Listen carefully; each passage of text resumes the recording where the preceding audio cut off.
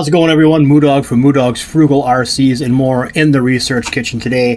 Today we're going to be looking at the Hosim G172. This is a vehicle that is being marketed by Hosim on Amazon. I'll put a link in the description for you guys if you want to check this one out for yourselves. The manufacturer on this one is going to be Sanhee. This is Sanhee Toys. Now what we're looking at is a 16 scale, so 1/16 scale, ready to run four-wheel drive vehicle. This is going to have a 2.4 gigahertz system, qualified shocks. I'm assuming that just means probably a glorified name for friction damped shocks. Ball bearings all the way around on this one. They're claiming to have that anyway. A claimed top speed of 36 kilometers per hour, which is highly questionable. And then we have what they're calling classic gears. I'll have to take a look at that to see what classic gears is all about, but I do plan on opening this thing up at some point and taking a look for you guys. Now on the other side of the box, right here on the end of the box, is going to be the vehicle that we're looking at today. This is the one that I had sent to me.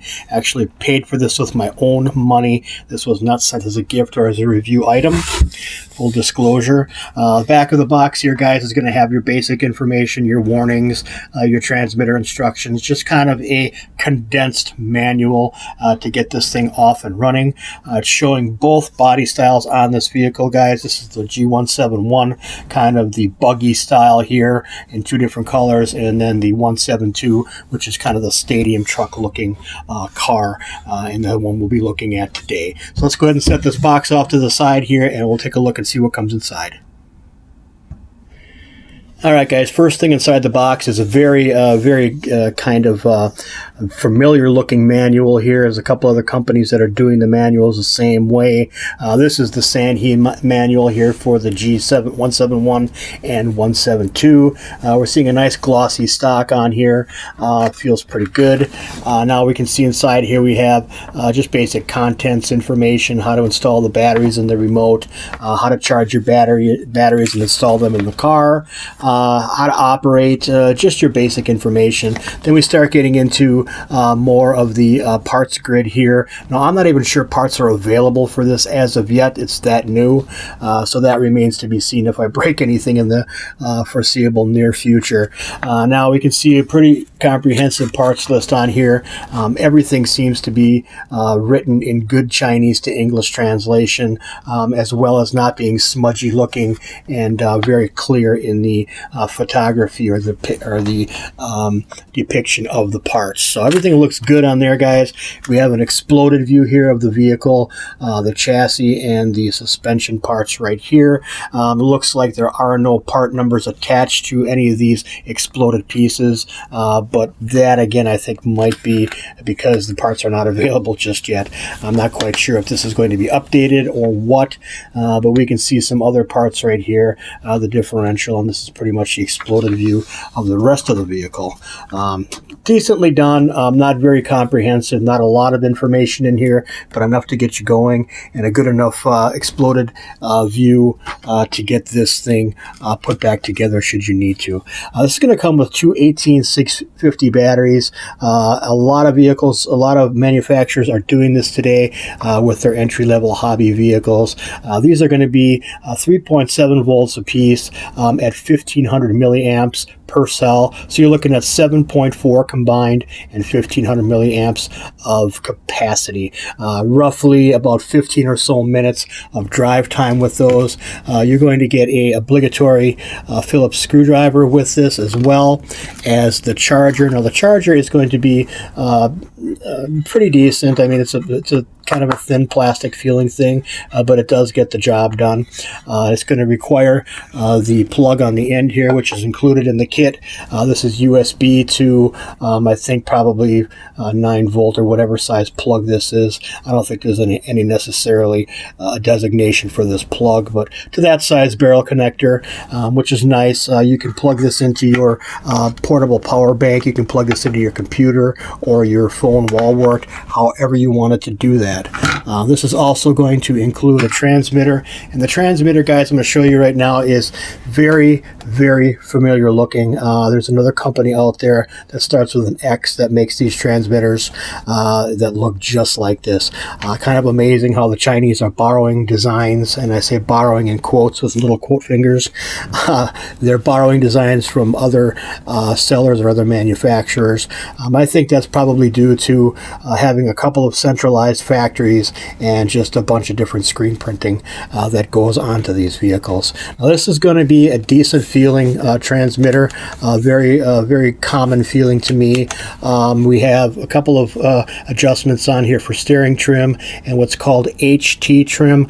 I don't know what HT stands for, but I do know that this is kind of a dual rate for the throttle, so you're able to dial this back and go and drive the car slower, and then as your skills improve you can turn it up and go faster with it.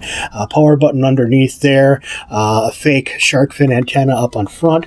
Our steering wheel is kind of a black chrome looking affair here with a foam covering over that. Nice return spring on that one, guys. The throttle trigger itself feels pretty good. Doesn't feel scratchy or gritty or anything like that.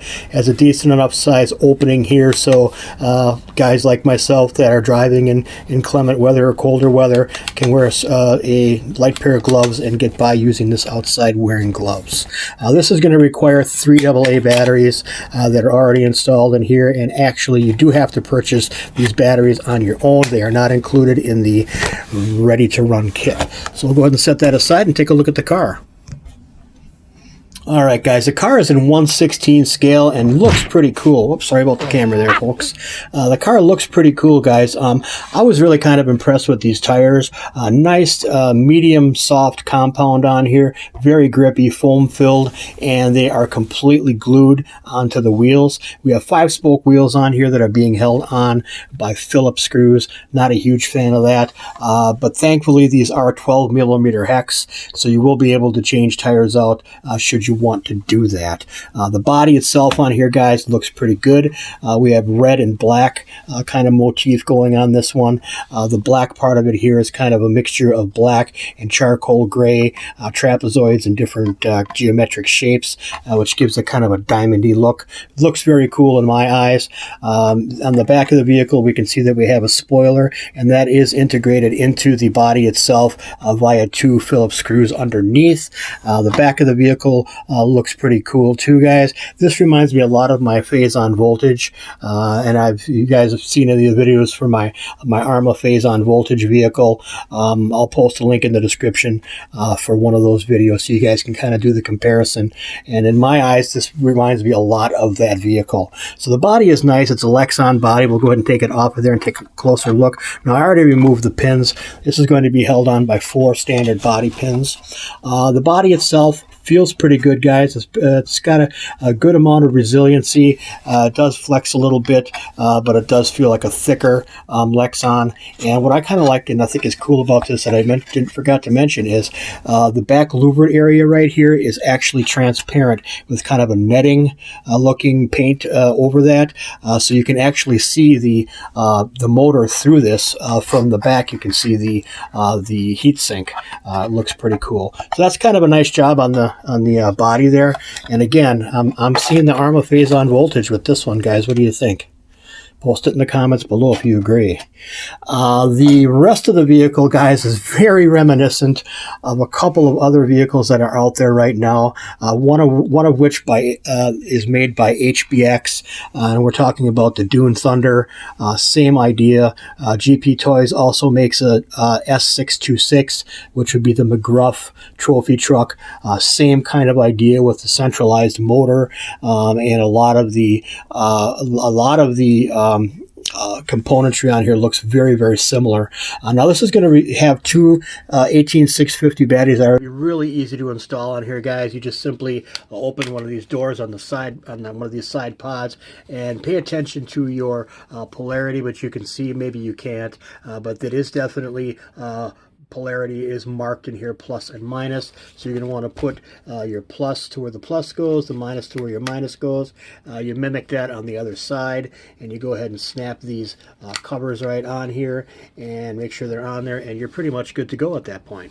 We're dealing with an all-in-one receiver ESC with a nice long antenna, guys. The antenna goes all the way up the front here, and we have a mini servo up on the top here, and everything is pretty much attached, fastened on here with Phillips screws, which is fine, pretty universal, but that's actually fine in my opinion. One of the things that I did not like a whole lot about this, guys, is the fact that they are using a lot of plastic where I think it should be metal. So we're looking at plastic outdrives on the differentials, both front and rear, as well as plastic outdrives on the actual hubs here. So the redeeming saving grace of that, I don't know if it's saving grace necessarily, but they redeemed themselves by using ball bearings in the wheels. So that's kind of cool. I don't like the fact that the dog bones on here as well are going to be plastic, with just kind of the metal tab inserts at the end that fit into the cups themselves. So all in all, I think not a bad vehicle. Again, it looks a lot like the HBX or the GP Toys S626. Suspension feels pretty good, guys. It's friction damp, so there is no oil damping in this at all, but it feels pretty stiff, and a lot of the suspension action, a lot of the way this thing drives is going to be attributed to those nice wide stance tires on here, and the really nice soft compound. That's another thing I really like about this car. They did a nice job on the tires. They thought that through quite well. This thing climbs really nice. We're expecting some snow here in southeastern Wisconsin in the next 48 hours or so, so you may see a snow bash with this one. This is claimed to be IPX5 as far as waterproof goes, so it will survive splashes, it will survive some snow, and we should be okay and good to go in that respect. So that's pretty much it for this one, guys. I thank everybody for stopping by and having a look at this. We'll see y'all in the next one, and God bless the Republic.